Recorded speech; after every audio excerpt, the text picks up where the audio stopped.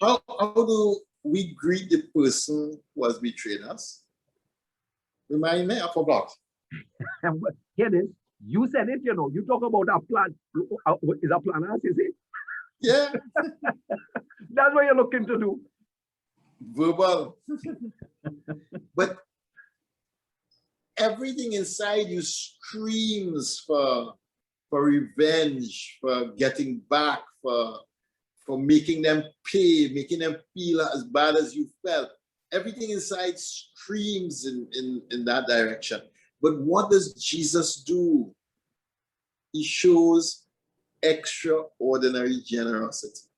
That's the only way I could coach it. You know, the question is, are we generous or are we stingy with the people who have betrayed us, have hurt us? Are we generous or are we stingy? That's the real question. Man. How do we respond to that? I find that this next sentence is in your article is amazing because it's almost like inviting them to table again. You know, inviting them to table again. Jesus prepares breakfast for these men on the seashore and invites them. I mean, there's a powerful thing. He invites them to bring some of the fish they had caught. So we had a big stick there. I saw it. All right, so what we do is we pause and we start back from inviting them to table again. How much time do we have to go? 32, we have to go to 55. We have plenty of time. All right. Okay, so you say again, inviting them to table again. Yeah, I mean, let's look at this. I mean, this to me, this sentence here is the one that really, it's unimaginable. I don't know how Jesus could do this, but here he invites them to table again. Your sentence says, Jesus prepares breakfast for these men on the seashore and invites them to bring some of the fish they had caught. That to me is, he invites them to the table again. That's so the circle of intimacy. Yeah. To the circle of intimacy, to the circle of love. To the giving of himself and inviting of them to give themselves. Yeah, inviting them to give themselves. So this is a space of incredible intimacy and love. Incredible.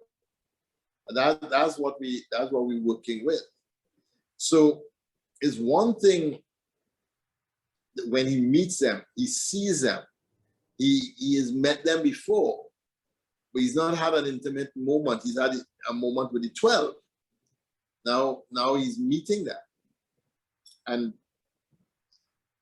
what he does is he sees them, they're struggling.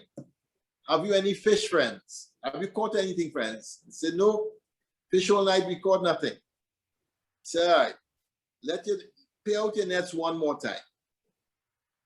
They do, and they catch, the scripture says, such a large catch that the boats were sinking.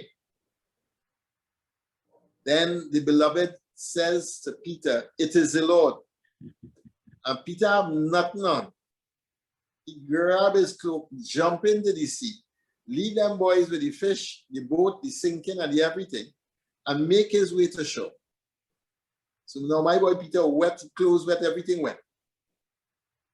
And Jesus invites them to participate in them. But while they were catching their fish, he starts a little charcoal fire. He has some fish and some bread already waiting, but he invites them to add their fish with it. In other words, this leg of the journey, you have to put skin in the game. It's not just me giving everything.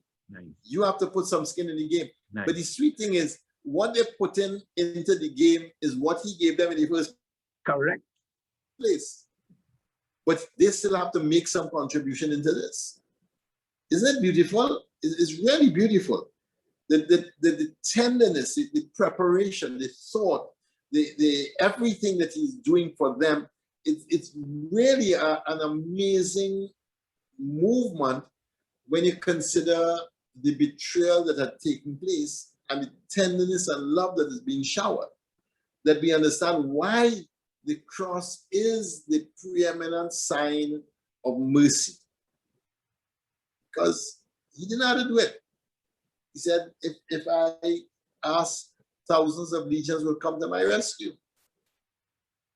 He didn't have to do it. He chose to do it as an act of love for you and me.